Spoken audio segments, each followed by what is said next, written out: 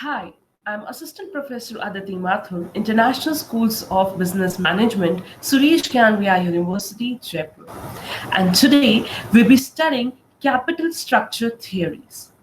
So let us just see what all topics we are going to cover in this video lecture.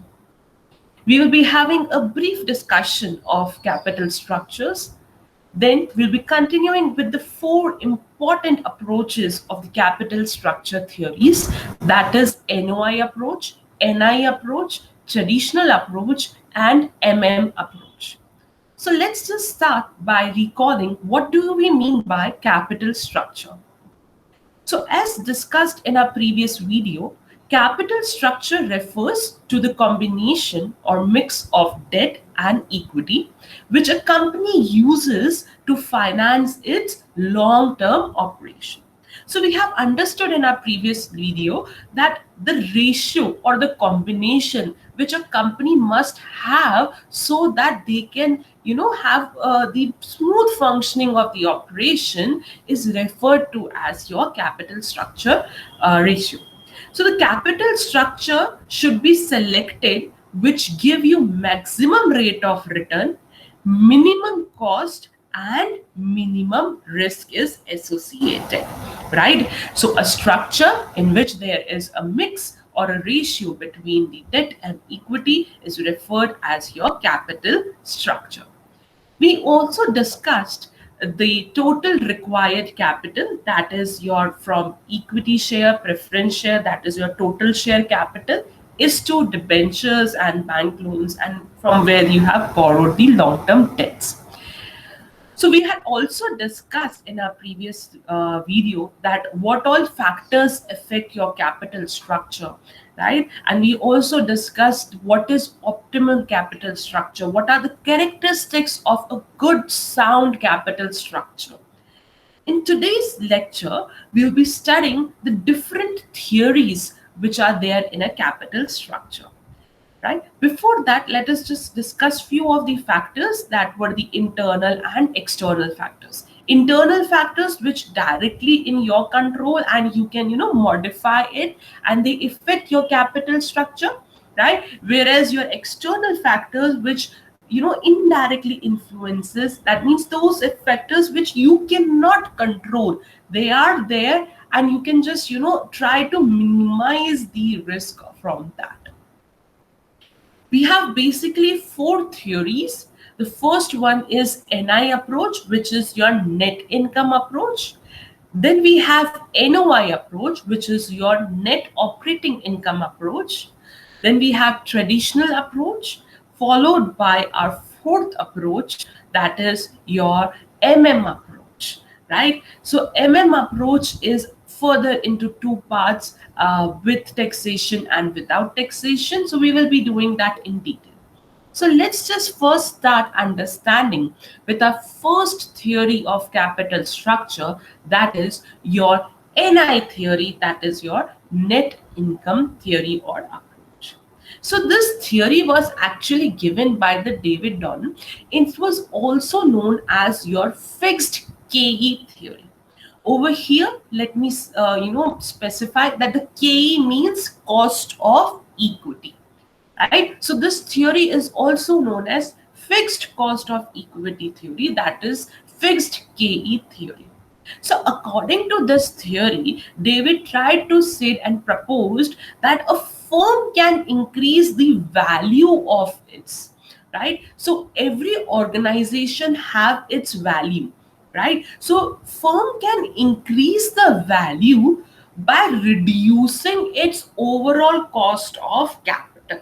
And in overall cost of capital, we have cost of equity, cost of preference share, cost of debentures, cost of retained earnings, cost of other long-term loans or borrowings. So these all costs, when added together, they are known as your cost of capital. The summation of different sources of funds cost is known as your cost of capital.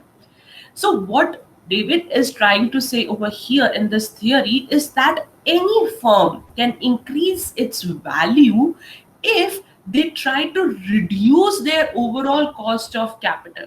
So now how to reduce the overall cost of capital? He said to reduce your overall cost of capital, increase the proportion of debt in your capital structure, right? And increase it to the maximum possible value which you can extend, right? So if you are having only 20% debt, so try to increase it to 25% or increase it to the 30% debt, so that your overall cost of capital can be reduced.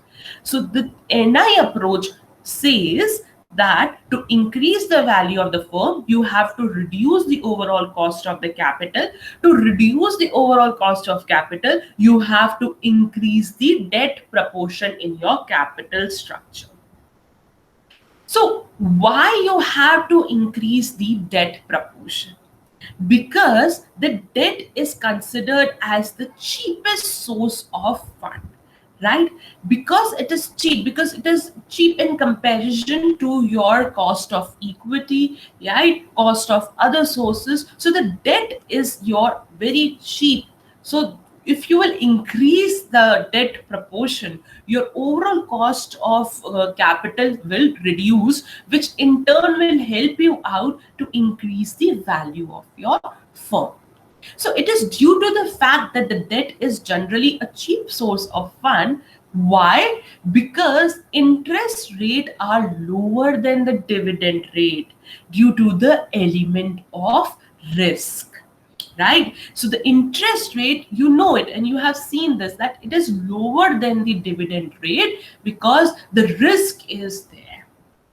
Then the second reason why the dividend is cheap is that the benefit of tax, as the interest is deductible expense from the income tax purpose, right? So because you get the benefit of the taxation when you pay the interest, it also reduces your cost. So that is why we say these two reasons are the one which helps you out to say that your debt is cheaper in comparison to your equity, and because of which the David said to increase the proportion of debt so that your overall cost of capital can reduce, which will increase the value of your organization. So he had actually given a formula for the computation of the total value of the firm, right? So we are actually trying to maximize our value of the organization by reducing the cost of capital, right? So the total value of the firm, that is represented by V, is actually the summation of S and D. So now what is S? S is the market value of shares, right? The market value of the shares which are there in your market, that is S. So when you will add the total market value of the shares with the total market value of the debt, you will get your value of the firm. A very simple formula, that the value of the firm is actually equal to your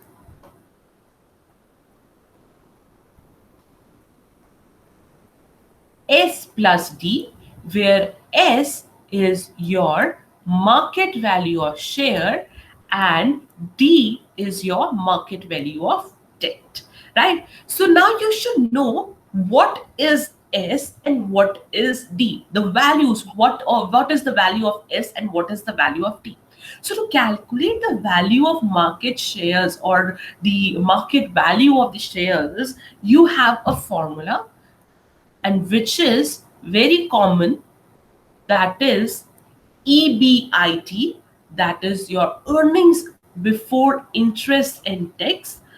Deduct the interest element from that, so it will give you earning after interest before tax. So that value divided by your KE, right? KE is what? Cost of equity, which we know it, right? And this cost of equity KE is also known as your equity capitalization rate.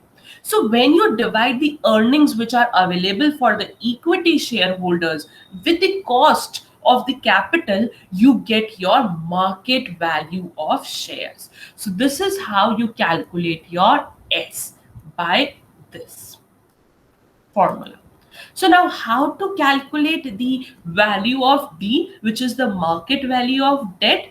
So you don't have to calculate it because the market value of debt is the face value on which your debt was issued. So you can just take the face value, you can take the market value of shares, you can add the both of them, and you can say that this is my total value of the firm, right? So this is how we calculate the total value of a firm when we follow your NI approach, right? So let us just understand how to calculate the overall cost of capital, which is known as your capitalization rate. So to calculate overall cost of capital, which is denoted by KO, we have to divide EBIT with V. So EBIT is what? Earning before interest and tax, and V, which we have calculated before, right? So how we calculated V? So we calculated V by our formula, that is S plus D, right? So this is how we calculated our V. So V is equals to S plus D. So we have the formula of KO in which we divide our earnings before interest and tax divided by the value of your firm. So in this way, you get to know that what is the overall cost of capital, right? So this is how you calculate your overall cost of capital under NI approach or NI theory. So now let us just see the impact on the graph. When you see this graph, you will understand that as and when you increase the level of your leverage, you will see that this is what? This is your overall cost of capital, that is your KO, is decreasing, right? This is your cost of equity, this is your cost of debt. So when you are increasing your cost of debt, right, so that means you are increasing your debt proportion, you are actually reducing the cost of firm, that is your overall cost KO. And we have said it before that David have proposed that once your KO will reduce because of the increase in the debt proportion, your value of the firm will automatically increase. Dear students, please remember that whenever we draw any graph, please mention and label your graphs properly, right? Please mention your x-axis denotes what, your y-axis denotes what. Please be very clear with the labeling, right? Because labeling have the marks associated with your question, right? So please be very sure that the KE is this line, then KD, and then this one is your KO. And downside, you can just refer that KO stands for what, KE stands for what, and KE stands for what. So it will give a more, clear picturization to the evaluators, and they can understand that yes, you have understood the concept. So there will be no scope to cut the marks. When you will give everything, there's no scope to reduce your marks or to, lose the marks in the examination. So I do hope you have understood the NI approach, that is, which was proposed by the David, and he said to reduce the cost of the firm, sorry, to reduce the overall cost with the help of increase in the debt proportion will help you to increase the value of the firm. And we even looked the formulas. What were the two formulas? The first formula to how to calculate the value of the firm, and then how to calculate the overall cost of the capital, right? So now let us just understand the second theory, that is your NOI, which is your net operating income theory. So NOI theory is also given by David, and he said that this theory is also known as irrelevant theory. Why irrelevant theory? We will understand it right now. In the first theory, NI, he says if you will increase the debt proportion, it will impact the value of the firm, right? But in this NOI, this is irrelevant theory. He is saying that there is no impact.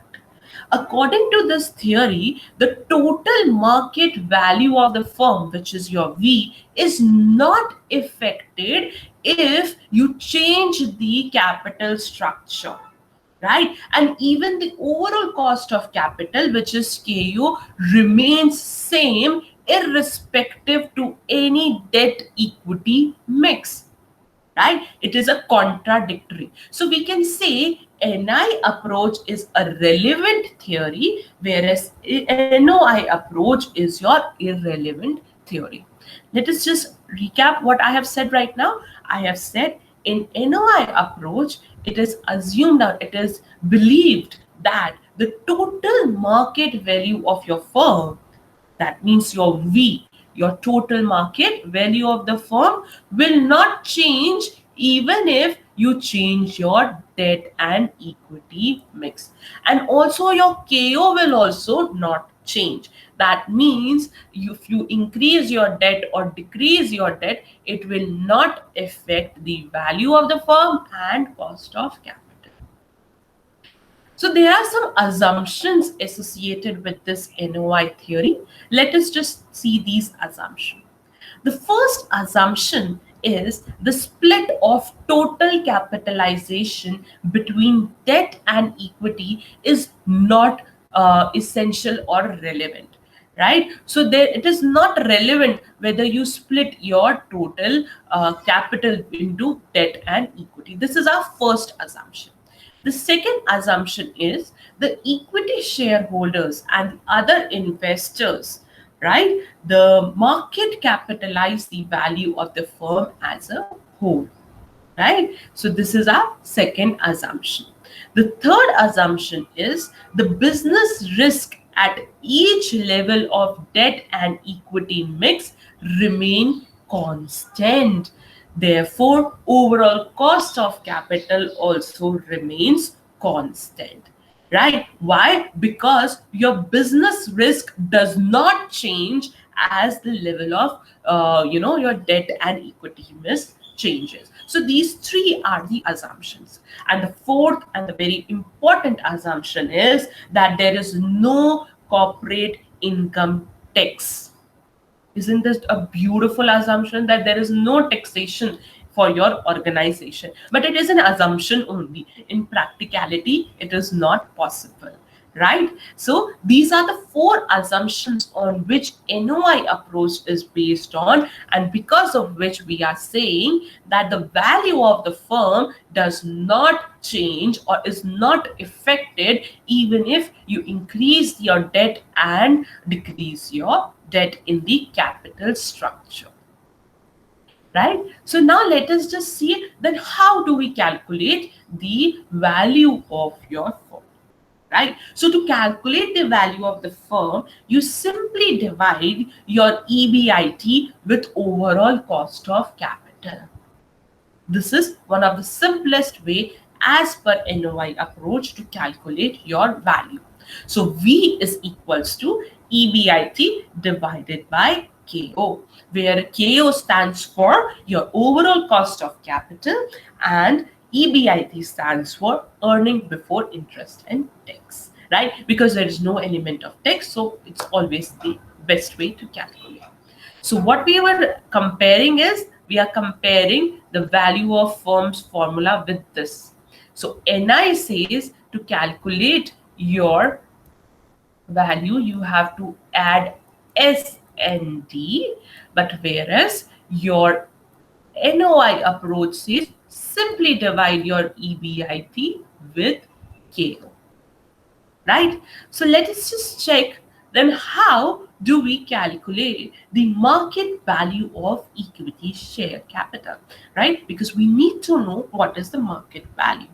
So S, which is your market value of equity capital, is equals to the value of the firm minus the market value of the debt, right? And the market value of the debt is always known to everyone. Every organization knows the debt amount which they have, right? So this just see, because over here we know how to calculate V.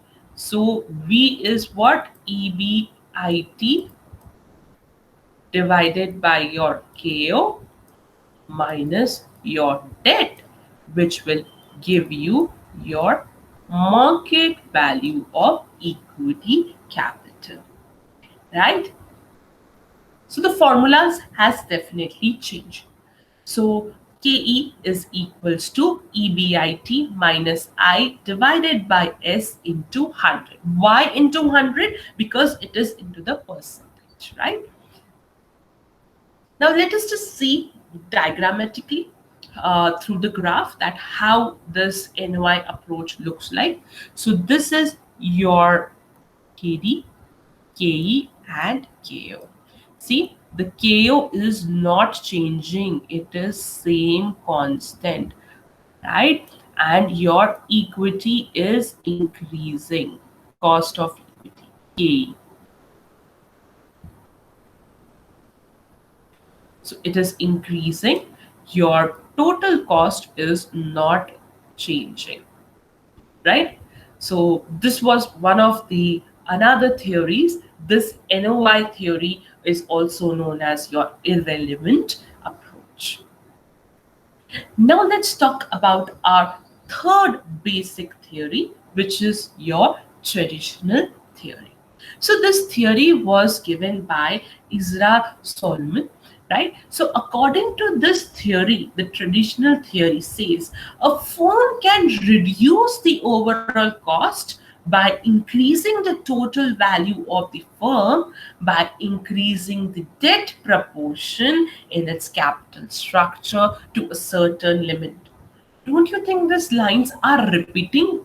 Yes, these lines are repeating because we have studied the same lines in our NI approach, right? So, NI approach is also somewhere down the line similar to your traditional approach, right? So in NI approach also David said that if you want to increase the value, you need to reduce the cost. To reduce the cost, you need to increase your debt proportion in the capital structure to the extent you can, right? So this is somewhere down the line same as your traditional and NI approach. Because the debt is cheap, again, the same reason the Solomon has also given for this theory that why you are raising only the debt proportion, why not the equity? Because your debt, cost of debt is cheap in comparison to your equity, right? So in this, how do we see the effect of the change in the capital structure on KO and V? So as per Solomon, there are three stages, right? In these three stages, you can see the effect of the cost of capital and the value of the firm. So these three stages were not discussed by the David in your NI approach, and that is why Solomon's approach is also considered as a very important theory because he discussed the three phases or the stages. So let us just understand these stages one by one. So in this first stage, the use of debt in the capital structure increases. The V, that debt in the capital structure increases the V. The V means your value of the firm and decreases the KO. That means your total cost of capital. So what he's trying to say that during your first stage, right? So your overall value will increase and your overall cost of capital will decrease because the K remains constant because you are not changing the equity, your K remains the constant or rises slightly with debt. बहुत थोड़ा सा minimum होता है, ज्यादा नहीं दिखता, but generally that is constant. But it does not rises fast enough to offset the advantage of the low cost debt. अगर होता भी है तो वो इतना इंक्रीज नहीं होता है that it will offset, right? So that is the one of the reason why your value increases and KO decreases in your first stage. The second reason is that the KD remains constant or rises very negligibly, right? So KD is also constant. In the second stage, there is a range in which your value will be maximum and the KO, that is the cost, will be minimum. So in the second stage, we can see that the value will reach at the maximum value because your overall cost will decrease. That means it will be at the minimum level it can be. Because the increase in the KE, that means the cost of equity, due to the increase in the financial risk, offsets the advantage of low cost of debt. Right? Again, just read this. Because the increase in cost of equity due to the increase in the financial risk, right? The financial risk increases in your stage 2, and because of which the offset of advantage of using the low cost of debt is seen. So that means now it is a place where your low cost of debt, that advantage which you were having because of which you were increasing the debt in the capital structure, get offsets. Right? So now in the third stage, let us just discuss what happens. In the third stage, the value will decrease and the cost will increase. See, in the first stage, value was increasing. In the second stage, value will be at maximum. And in the third stage, the value will decrease. And the cost will start increasing. Which cost? The overall cost of your capital. Right? Because further increase in debt in the capital structure beyond the acceptable limit increases your financial risk, right? So your every organization actually have a digestion power, right? And in that, this digestion power is actually how much debt or the how much risk associated with the finance they can digest. So if you will go beyond that, overall your business risk will increase, and once your business risk increases, your value of the company decreases and overall cost will start increasing. So let us just see this diagram. See, this will teach you with much clarity that this is your stage 1, this is stage 2, and this is your stage 3. So in stage 1, your value increases. Stage 2, it is at max, and in stage 3, it starts decreasing. Right? So you can see over here, your overall cost of capital is also decreasing. Then it is at minimum, and after that, it start increasing. Why? Because there is change in KE and KT. Right? So let us just have a quick recap. Stage 1. Stage 1 is a stage in which your KO decreases and V increases. In stage 2, your V is at maximum, whereas KO is at minimum. And stage 3, V decreases, KO increases. Right? Now let us just see how do we calculate market value of shares and value of the firm. So to calculate the market value of share, again you use the formula, that is S is equals to EBIT minus I divided by KE. And to calculate the value of the firm, you say S plus T, right? And KO is EBIT divided by V. Dear students, there are many times in which the numericals come in the examination. So what they do is they give you these figures. Maybe they will give you the EBIT, I, K, right, and D. And they will be asking you to calculate K. So first for that you have to calculate the S, and then after that only you will be able to calculate the KO, right? And they will even mention it, or you will be able to easily understand with the help of the information given to you that which formulas or which approach has to be used, right? So these are the formulas which we use to calculate your S, V, and KO in the case of your traditional approach, right?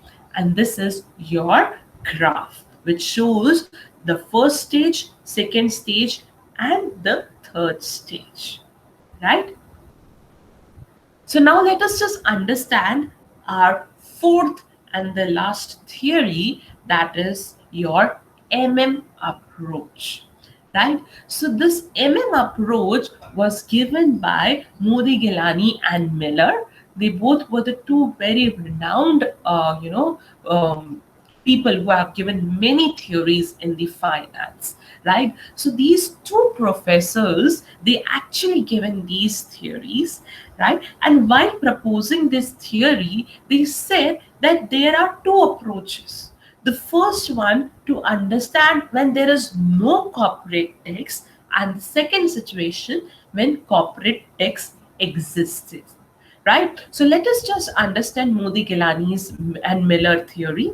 In your first case, when we are saying that there is absence of the corporate taxes. So according to this approach, approach, where there is no tax, this is one of the assumptions we are assuming, that there exists no tax.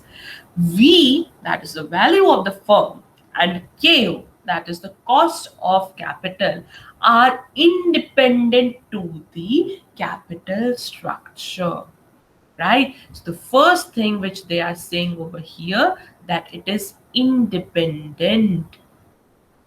That means they does not depend on your capital structure. So can we say this is also one of the irrelevant theories? Yes. So I can say that your NI and traditional are relevant theories, whereas your NOI and are irrelevant theories. Relevance in the term of that the debt proportion will affect the capital, the debt proportion will affect the value of the firm or cost of equity or cost of the capital or not, right? So approach is one of the irrelevance theory, right? So the debt equity mix of the firm is irrelevant to determine the total value of the firm, right? So it does not affect, even if you increase the debt or you increase the equity, the value stands different. They does not get impacted with the capital structure, right? Because with increased use of debt as a source of finance, right, your KE increases, right? Because your KE will also increase. And the advantage of the low cost debt is offset or equal to the increased KE, right? So what the said, that if you will increase the debt, your automatically KE, cost of equity, will increase.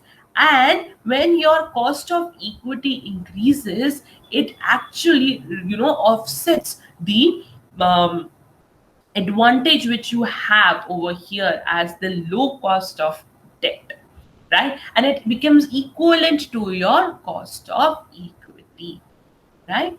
The fourth point to be discussed over here is, in the opinion of the two identical firms in all aspects except their capital structure cannot have different market value or cost of equity or cost of capital due to arbitrage process. So actually, approach proposed that the arbitrage plays a very vital role, right? So let us just understand one by one. Let us just first discuss the assumptions, right? So the first assumption is perfect capital market, then no transaction cost, right? When you transact in on the stock markets, right, when you buy and sell the shares, there is always a transaction cost. So we assume that there is no transaction cost.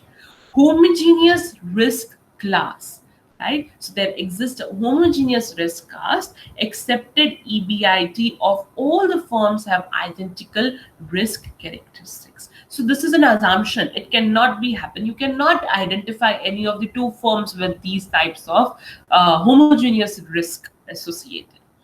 Risk in terms of the expected EBIT should also be identical for determining of market value of these shares, right? Then your fourth point is, or the fourth assumption is, that there is 100% distribution of earnings to the shareholders. That means there is no retained earnings with an organization. This is one of the biggest assumptions we are assuming right now, because assuming that you will not have any retained earnings with an organization is a big question, because generally the companies first keep a good amount of retained earnings with them, and then they decide that how much to be given as the dividend. Then they declare their dividend rate, because first, the earnings plays a very vital role in the basic functioning of the organization. So but we assumed in the approach that there is 100% distribution of dividend, right? So if you are earning 100 rupees, you are giving 100 rupees as it is to all the shareholders as per their holdings. And the last assumption of the approach is no corporate tax. But later on, when we will study the second part, it will be seen that when the text exists, what happens, because in 1969 they given another theory in which they taken into the consideration the text approach, right? So when the corporate have the texts with them, first actually what the Modi Gilani and the Miller said, that the V and KO remains constant, right? They say that they will be constant. Then they recognize that value will increase and KO will decrease with the increase in debt, right? They accepted that the value of leveraged firm will be greater than the value of unleveraged firms, right? So we know generally that there are two types of the firms, leveraged and the unleveraged. So when we talk about that they later on understood this thing, and they revised it by saying that when the corporate tax exists, right, so the value of the firm will increase. Why? Because they understood that the value of the leveraged firm will always be greater than the value of unleveraged firm. So over here you should know that how the value of the leveraged firm is written, that is capital V and capital L, and value of unleveraged firm is denoted by capital V and U. So let us just understand how to calculate the value of unleveraged firm. So to calculate the value of the unleveraged firm, you need to divide EBIT into the tax. That means we are taking the tax into the consideration divided by the cost of equity. And once you get your VU, that is the value, you can add it with your depth amount, which is multiplied with the tax, to get the value of leveraged firm, right? So leverage and unleveraged means what? The leveraged firms are those firms which actually have the debt proportion of debt in them. But whereas if we talk about the unleveraged firms, they are those firms which don't have any debt element. They are totally equity based organizations, right? So to understand the value of the both the firms, they given us these formulas, right? And they have taken into the consideration the debt proportion. And through this calculation, you will always find out the value of the leveraged firms are more than the value of unleveraged firm, right? So let's just have a quick recap on what we have studied right now before we wind up. So we have actually, had a quick recap on the meaning of the capital structure. Then we understood that the what is total capital, the factors affecting, and then we understood your NI approach, NOI approach, traditional approach, and approach. And we can say that this part of the task of this um, chart, this part of your chart represents your relevant theories, whereas this part represents your irrelevant theories. Later on, they also believed in it, they changed their theory, right? So, this is kind of a bit of exception as well, right? So NI approach, we understood the NI approach, then we saw the formulas, we understood it through the graph, then NOI, the assumptions of NOI, the formulas of NOI, right? Then through the graph also, we understood how the NOI approach affects the value and the cost. Then the traditional approach, right? So we understood the traditional approach. The only difference between the traditional approach and the NI approach was that in the traditional approach, the Solomon actually differentiated the three stages, in which the value of the firm is first increasing, then it reaches to the maximum, and then it starts decreasing. And even the cost of capitals, the overall cost of capital thing was also seen, that first it was reducing, then it was at minimum, and then it starts increasing. So we were able to understand it with this graph, the first stage, second stage, and the third stage. Then we understood the theory, that is your Modi, Gilani, and Miller approach, which was having two approaches further in the absence of the corporate text and in the presence of the corporate text. Right, so actually in late 1969 they understood that the taxes will always be there, and your debt actually impacts the cost of capital, because they understood and they drafted a formula which always says that the value of the leveraged firm will always be greater than the value of your unleveraged firm. So what are the leveraged firm? The one which have the debt proportion in them, and unleveraged which don't have the debt proportions. Then we understood the formulas, how to calculate the values of both leveraged and unleveraged.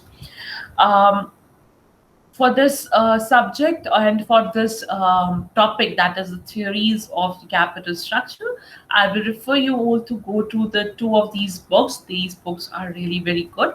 You can even visit to the any of the web pages, websites which are there, but please check the credentials and the authenticity of the data which are there on those web pages before you start learning of the concepts, right? So let's just have a very quick recap of what we have studied in this video lecture with the help of the MCQs, right? So I am going to give you the 10 questions right now. They will be multiple choice questions. You have to select the best suitable options according to you, and then we will check the answers and see the grade, right? So let's just have the quick recap and revision. And here are your first two questions.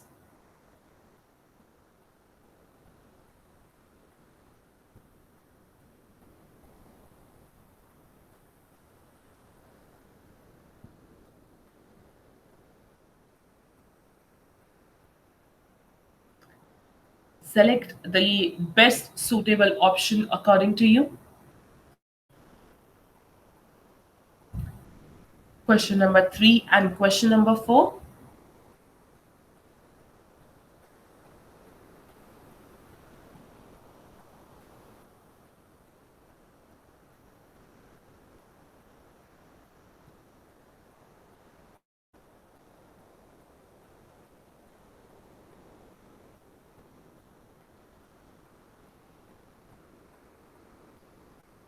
Question 5 and question 6.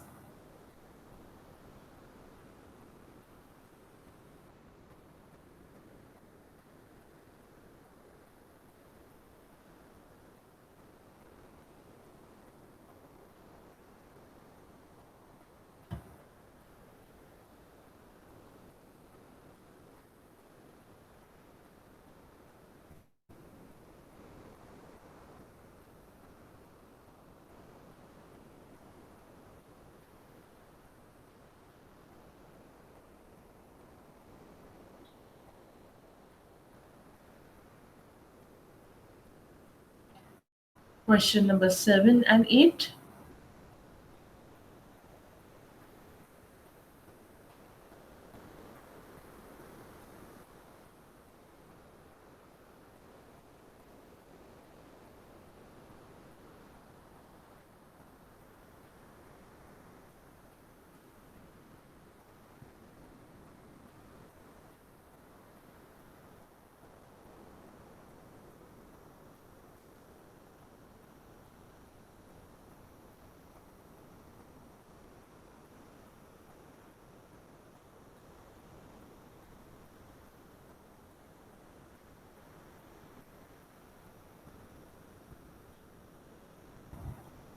The last two MCQ questions for this video lecture, question number 9 and question number 10.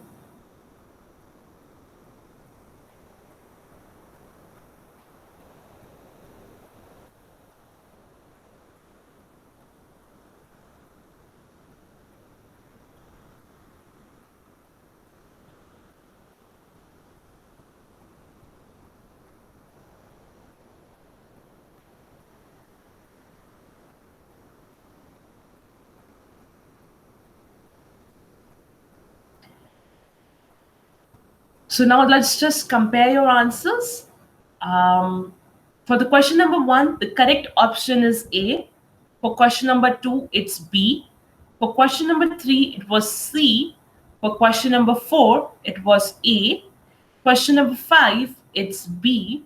Question number 6, option E. Question number 7, option D. Question number 8, option D.